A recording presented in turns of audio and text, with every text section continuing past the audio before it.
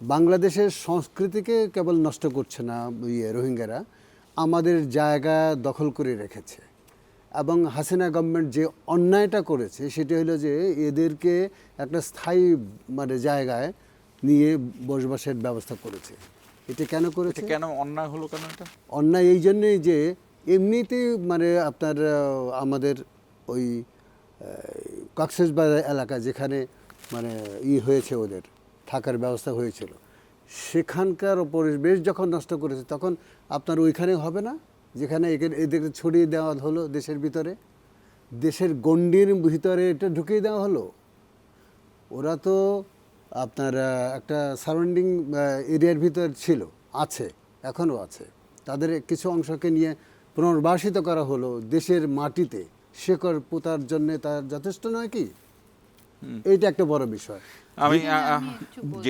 দেখুন, আমি এটাকে না কিন্তু অন্যায় হিসাবে দেখছি না। আমি প্রথমেই বলেছি, আপনি যখন বলেছেন উৎসাহিত ছিল, তখনও আমি কিন্তু শব্দটা এটা বলেছি যে, কারণ আমার মনে হয় যে দেখেন, এটা একটা মানবাধিকার ইস্যু। যে সময় যে অবস্থায় তারা এখানে বাংলাদেশে ঢুকেছে, এখানে একটা রাষ্ট্রের একটা মানবিক দিক থাকে, মানবিক চরিত্র থাকে। তাদেরকে আশ্রয় দেওয়া ছাড়া আমাদের কোনো উপায় ছিল না, সেটা আমাদেরকে মাথায় রাখতে হবে। আমি সেভাবেই জিনিসটাকে দেখছি। এবং এখানে ধরেন কক্সবাজারের সমস্ত সমস্যা যে রোহিঙ্গাদের দ্বারা তৈরি হচ্ছে সেটাও আমি মনে করি না। হ্যাঁ, সমস্যা হচ্ছে, আমাদের পরিবেশ বিপর্যস্ত হচ্ছে, সেটাও আমি স্বীকার করে নিচ্ছি। চোরাচালান বেড়েছে, হ্যাঁ, চোরাচালান বেড়েছে, কিন্তু এটার সাথে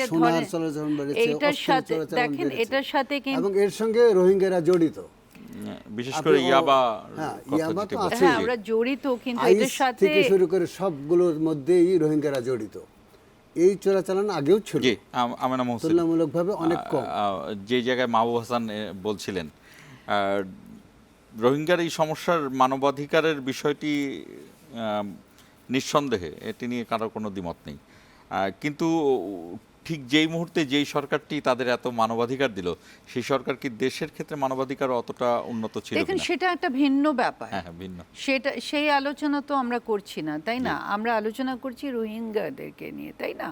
এবং ধরেন সেখানে মানবাধিকার ছিল না বা কথা বলার অধিকার ছিল না বলেই তো আমাদের জুলাই বিপ্লবটা হলো, তাই না? সো সেই জায়গাটাতে তো আমরা তর্কটা হচ্ছে না। আপনি রোহিঙ্গাটা নিয়ে আলোচনা করছেন, সেখানে আমি মনে করি যে এটা একটা মানবাধিকার ইস্যু।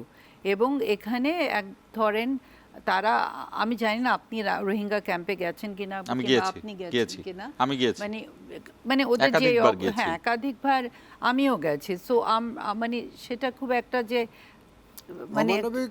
পরিবেশই সেখানে মানবিক পরিবেশ। এবং দেখেন, আপনি তো এতগুলো মানুষকে কি আপনি বঙ্গোপসাগরে ফেলে দেবেন? আপনি কি করার আপনি থাকতে পারে, তাই না, এরকম একটা পরিস্থিতিতে?